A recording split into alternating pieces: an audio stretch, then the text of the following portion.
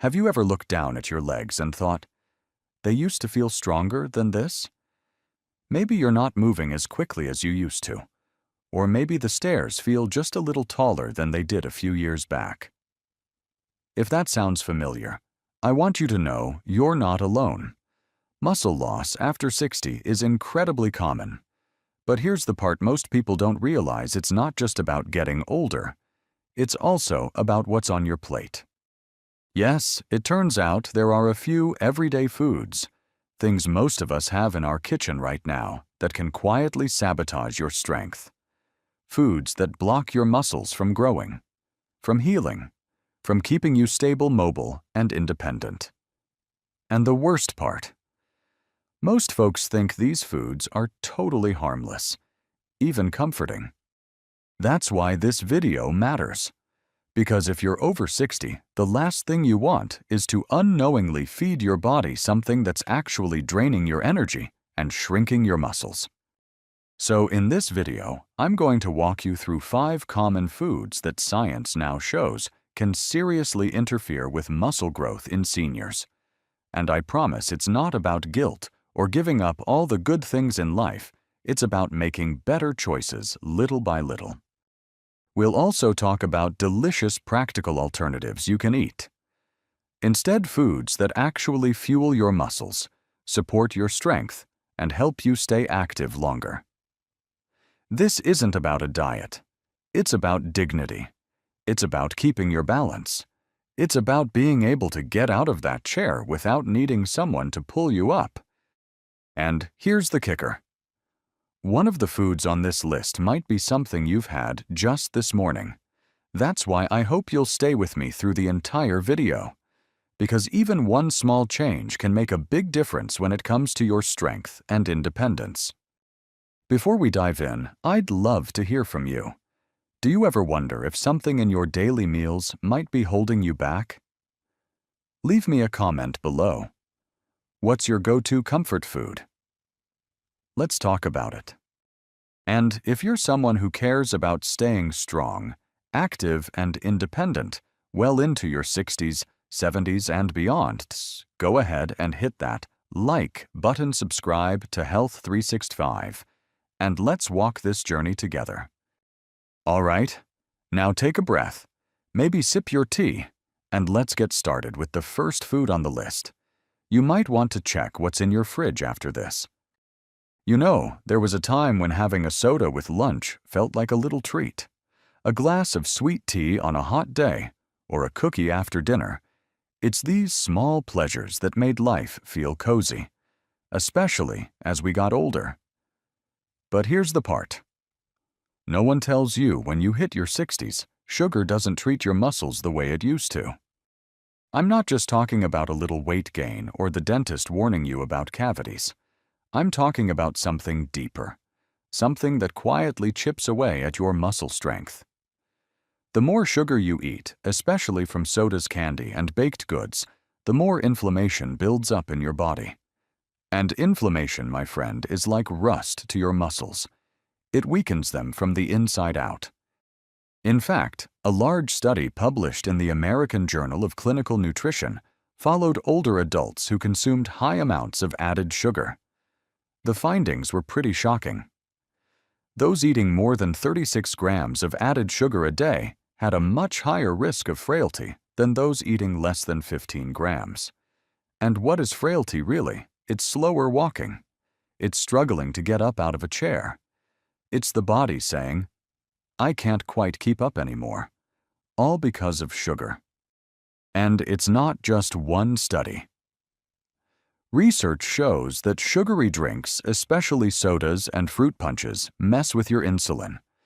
That's the hormone that helps your body process sugar and send nutrients like the protein from your food straight into your muscle cells. But when sugar floods your system too often, your body starts ignoring insulin. That means protein doesn't get delivered where it needs to go. Your muscles starve. They shrink. Even if you're eating enough protein, it's like the delivery truck never arrives. It's sneaky, isn't it? You drink a soda to perk up in the afternoon. But that quick burst of energy sends your blood sugar soaring and then crashing. You feel tired again, maybe even a little weak. So what do most people do? They reach for more sugar, and the cycle keeps spinning while your muscles quietly suffer. This kind of inflammation doesn't hurt at first. It doesn't make your joints swell up or give you a fever. But deep down, your cells are burning through resources trying to fix the damage. And the more time your body spends fighting sugar-fueled inflammation, the less energy it has left to build or maintain strong muscles. Now, I know what you might be thinking. Do I have to give up all sugar forever? Of course not. Life's meant to be enjoyed. But there's a world of difference between an occasional homemade cookie and having sugary drinks or packaged snacks every single day. That daily habit, that quiet, easy ritual, is what slowly chips away at your strength. And let's be honest, sugar doesn't fill you up. It might make your taste buds happy for a moment, but it never satisfies your hunger the way real food does. So what happens? You eat more. And often you eat less of the stuff that actually builds muscle, like protein fiber or healthy fats. You're not just adding sugar, you're pushing out the good stuff. So the next time you reach for that soda or candy bar, I hope you'll pause and ask, is this helping me walk better, stand taller, stay independent? If the answer is no, maybe it's time for a new habit. Now, speaking of foods, there's one more that's incredibly common, especially at breakfast time, or when you're looking for something easy. But just like sugar, it might be working against your muscles without you even noticing. Let's talk about it next. And be ready, because this one surprises a lot of people. Now let's talk about something that shows up on a lot of breakfast plates and lunch sandwiches: ham, bacon, sausages, salami, deli meats. You know the ones. They're convenient, they're tasty, and for many of us, they've been part of our meals for decades. But as much as we might love the smell of bacon in the morning, our muscles don't feel the same way. Here's the truth that most people don't hear until it's already causing damage. Processed meats are one of the most quietly harmful foods for your muscles, especially after 60. Not because they don't have protein, but because of what comes with them. All those preservatives, the high sodium, the nitrates and nitrites, they stir up something in the body that wears your muscles down: chronic inflammation. A major study published in BMC Medicine tracked nearly 3,000 older adults in Spain. The researchers found that those who regularly ate processed meats had a significantly higher risk of mobility problems. We're talking about difficulties with walking, climbing stairs, getting out of chairs, basic things that most of us want to keep doing without help. And it wasn't just a slight difference. Those who ate the most processed meats were about 30% more likely to lose leg strength and agility over time. 30%. That's not a small number. That's the difference between staying independent and needing assistance. Now, what's really going on here? The answer lies in what these meats are doing behind the scenes. When your body is exposed to high levels of sodium and preservatives every day, your blood vessels suffer. The tiny capillaries that carry oxygen and nutrients to your muscles become stiff, inflamed, and less effective. That means your muscles get less of the fuel they need. Less oxygen, less amino acids, less support to grow, recover, or even just maintain their size and function. And there's something else: those nitrates and nitrites that are used to cure meats. When heated, especially during frying or grilling, they can form compounds that damage cells and even your DNA. Over time, this low-level damage chips away at muscle tissue. It's not like one sandwich will suddenly make you weak. But when it's a habit, when processed meats show up every day, it becomes a slow, steady erosion of your strength. Now, some folks will say, but bacon has protein, doesn't it? And sure it does. But think of it this way. If the protein comes bundled with inflammation toxins and artery-damaging chemicals, is that really helping your muscles, or is it giving with one hand and taking with the other? This isn't about guilt. It's about knowledge. Because once you know how your daily sandwich might be silently working against you, you get to make a better choice. You get to say, I want to stay strong. I want to keep walking. I want to be able to lift my grandchild garden, or dance if I feel like it. And here's the encouraging part. In that same Spanish study, people who replaced processed meats with lean meats like chicken or fish, and even plant proteins like beans, showed slower muscle decline. In other words, it's not about cutting out all the things you enjoy. It's about making smart swaps. Swaps that still taste good, but treat your muscles with kindness. So next time you're standing in front of the fridge thinking about what to put in your sandwich or cook for breakfast, just ask yourself, is this going to build me up or break me down? That one question asked often enough can shift the whole course of how your body ages. And now, speaking of foods that seem harmless but slowly eat away at your strength, let's move on to one that's less about food and more about what you drink to unwind. For many people, it's part of their routine. But for your muscles, it could be a trap in disguise. Let's take a moment to talk about something many folks over 60 consider a little pleasure at the end of the day. A glass of wine with dinner. A cold beer on the porch.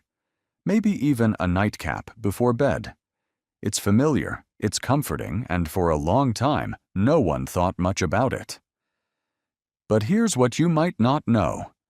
When it comes to your muscles, alcohol can be one of the most damaging things you put in your body. And it doesn't take a lot to cause harm. Now, I'm not here to scold anyone.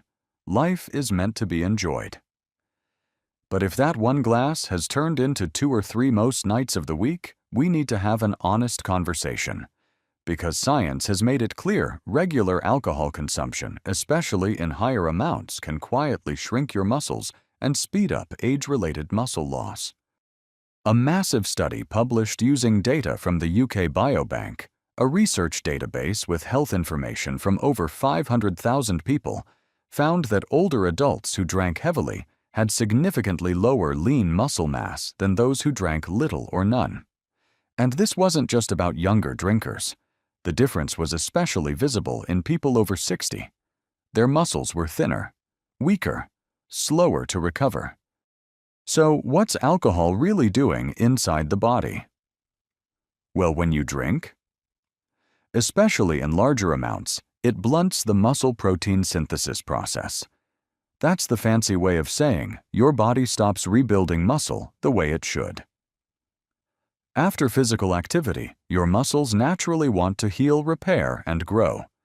But alcohol interrupts that healing. It blocks the signals your body needs to make new muscle tissue. And if this happens over and over, day after day, your muscles slowly waste away. And there's more. Alcohol triggers something called oxidative stress. That's like cellular wear and tear tiny scratches and burns inside your body that add up over time. It also increases inflammation, and you've probably noticed by now, inflammation is the common enemy of muscle health. Your body can only fight so many battles at once. If it's constantly busy cleaning up the mess from alcohol, there's little energy left to protect or rebuild muscle fibers. To make matters worse, alcohol affects your digestion too. It can damage the lining of your stomach and intestines, making it harder to absorb nutrients, especially the proteins, vitamins, and minerals your muscles rely on. And over time, alcohol can lead to insulin resistance, throwing your blood sugar control off balance. That means even the healthy food you do eat may not be doing the good it should. Now, you might not think of yourself as a heavy drinker, but for older adults, the threshold is lower. The National Institute on Aging recommends no more than 1 drink a day for older men and even less for women. And let's be honest, many of us drink more than that without realizing it, especially when the drinks are poured generously or become part of our evening routine. But here's the good news: you don't have to quit entirely to protect your muscles. Studies show that simply reducing alcohol to occasional moderate levels can restore your body's ability to rebuild muscle more effectively. That means stronger legs, better balance, more energy, and a greater sense of control over your health. So the next time you reach for that drink at the end of a long day, just take a second to pause and ask yourself, is this a habit that's helping me stay strong or slowly pulling me down? And don't worry, you're not alone in this. Thousands of seniors are now rethinking their relationship with alcohol, not because someone told them to, but because they want to keep living with vitality and freedom. You deserve that too. Coming up next, we'll look at something even more common than alcohol, something found in most kitchens, served at nearly every meal, and often mistaken as harmless. Now let me ask you something simple. What kind of bread is in your kitchen right now? If you're like most people, especially those of us who grew up in the post-war years, it might be soft white and neatly sliced. It toasts, quickly makes a great sandwich, and soaks up gravy just right. And honestly, it's comforting. But here's what most people don't realize: that innocent slice of white bread could be making it harder for your muscles to stay strong. It's not just about bread, of course. White rice, regular pasta, sugary breakfast, cereals, crackers, all those refined carbohydrates we're used to have. Something in common: they've been stripped of their fiber, their vitamins, and their natural form. What's left digests fast, spikes your blood sugar, and sets off a chain reaction that quietly chips away at your strength. Here's what's really going on. When you eat refined carbs, your body treats them almost like sugar. They break down quickly into glucose, causing a spike in blood sugar levels. In response, your body releases insulin to try and bring things back to normal. Now here's where it gets tricky. If this pattern happens too often, day after day, meal after meal, your cells can start to ignore insulin's signals, a condition known as insulin resistance. That might not sound like a big deal, but it has a serious impact on your muscles. Because insulin doesn't just manage blood sugar, it also plays a key role in helping amino acids, those tiny building blocks of protein, get into your muscle cells. So when insulin isn't working properly, even if you eat plenty of protein, your muscles can't absorb what they need to repair and grow. Imagine trying to fill your gas tank, but the nozzle is broken. That's what happens inside your body when refined carbs dominate your plate. There's a study I think about often. It was conducted at the Pennington Biomedical Research Center in Louisiana. They had adults follow two different eating patterns, one based on whole grains and another using refined grains like white bread and white rice. After just 8 weeks, they found something remarkable. The group eating whole grains had 3 times the net protein balance. In plain terms, their bodies were building muscle, not breaking it down. The refined grain group, not so much. And it doesn't stop there. Other research shows that older adults who eat more whole grains tend to walk faster, stand up easier, and maintain stronger legs than those who rely heavily on refined carbs. These aren't marathon runners. These are regular people just like you and me who made small changes and saw real physical results. The tricky part is that white bread and refined carbs are everywhere. They're affordable. They're familiar. They're easy to digest, especially for folks who may have lost their appetite or struggle with chewing. But what they give in comfort, they take in strength. And over time, meals built around white rice, white bread, and pasta can leave your muscles underfed, even if you think you're eating plenty. I know change isn't easy, but I also know your muscles are worth it. They carry you through your day. They keep you steady when you stand, help you lift your groceries, hug your grandkids, and even catch you if you trip. that kind of strength is priceless. So next time you're buttering a slice of toast or loading up your plate with pasta, just take a moment and ask yourself, is this going to fuel me or fatigue me? It's a small question, but it opens the door to a much stronger tomorrow. And speaking of fatigue, there's one more food that almost guarantees your muscles will struggle over time. It's crispy golden and smells amazing fresh out of the pan. But behind the crunch hides a real danger. Let's take a closer look. Now let's talk about something that feels almost too good to give up. The crispy edges of fried chicken, the golden crunch of French fries, that buttery biscuit that melts in your mouth. These foods are part of our memories. Sunday dinners, holidays, the smell of something sizzling on the stove. It's hard to imagine life without them. But here's the part. We rarely hear these fried favorites could be quietly sabotaging your strength one bite at a time. The problem isn't just the oil. It's what happens to that oil and your food when it's heated to high temperatures over and over. When you deep fry foods or reheat fatty processed snacks, you create something called advanced glycation end products, or AGEs. Think of them like little sparks of rust that settle deep into your tissues, especially your muscles. Once they're there, they cause stiffness, inflammation, and damage that's hard to undo. And it's not just the AGEs. Many fried foods are loaded with trans fats, especially those you buy prepackaged or from fast food chains. These fats were once popular because they made food taste great and last longer on shelves. But we now know they're one of the most dangerous fats you can eat, especially as you age. They inflame your blood vessels, raise bad cholesterol, lower good cholesterol, and trigger a cascade of damage that hits your heart, your brain, and, yes, your muscles. A major 2023 meta-analysis looked at nearly 20,000 older adults and found that people who ate diets high in fried foods, trans fats, and sugary desserts had a 16% higher risk of developing sarcopenia. That's the age-related loss of muscle mass and function. And sarcopenia isn't just about being a little weaker. It's what leads to falls fractures and loss of independence. What makes fried food even trickier is how sneaky it is. It fills you up, sure, but it fills you up with the wrong kind of fuel. Most fried foods are low in protein and high in calories. That means they take up space in your diet without feeding your muscles. And when your body's already struggling to hold on to strength, every missed opportunity counts. You might be wondering, but I've been eating fried foods my whole life.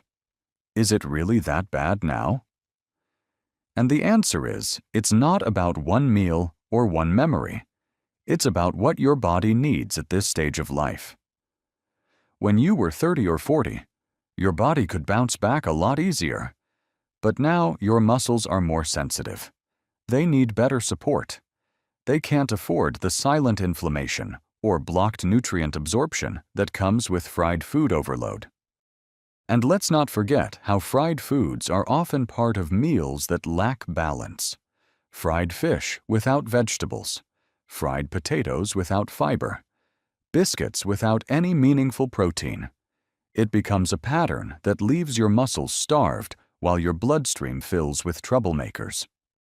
So next time you're at the store or looking at a menu, pause for a second. That golden crispy item might look tempting, but behind the sizzle is a slow decline. And you have the power to say, not today. Today, I'm feeding my strength instead. And speaking of feeding your strength, we've talked a lot about what to avoid. But now, let's shift gears. What can you enjoy? What foods actually support your muscles and help you walk taller, feel steadier, and live more vibrantly every day?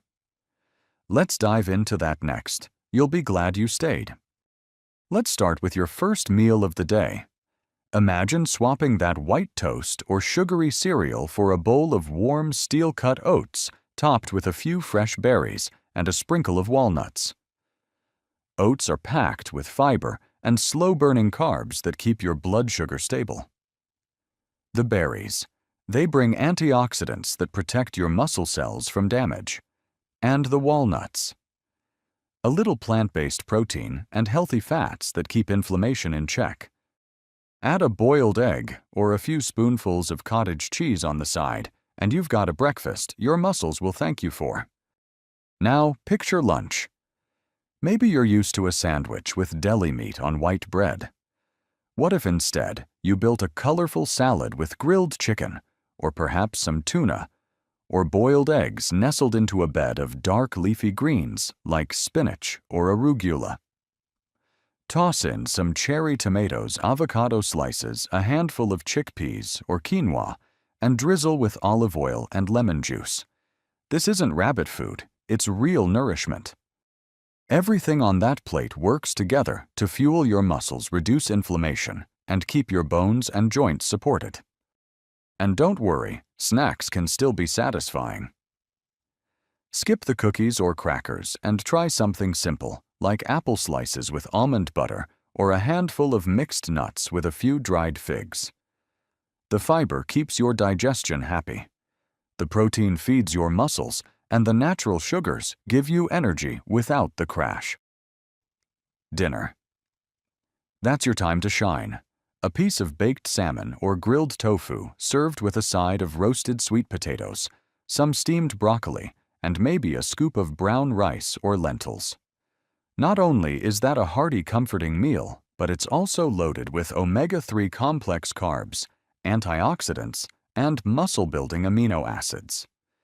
You can season it however you like: garlic, rosemary, turmeric, a pinch of chili flakes. Just because food is healthy doesn't mean it has to be bland.